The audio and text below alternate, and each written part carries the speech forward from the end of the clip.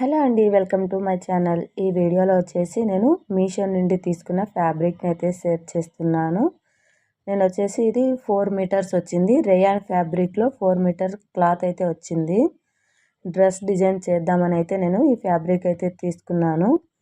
ఇది బిలో 300లోనే నాకు ఈ ఫ్యాబ్రిక్ అనేది వచ్చిందండి. క్వాలిటీ అయితే చాలా బాగుంది. రేయాన్ ఫ్యాబ్రిక్ క్లాత్ వచ్చేసి చూసారు కదా, ఈ విధంగా అయితే ఉంది. ఫ్యాబ్రిక్ చాలా బాగుంది, స్మూత్గా అయితే.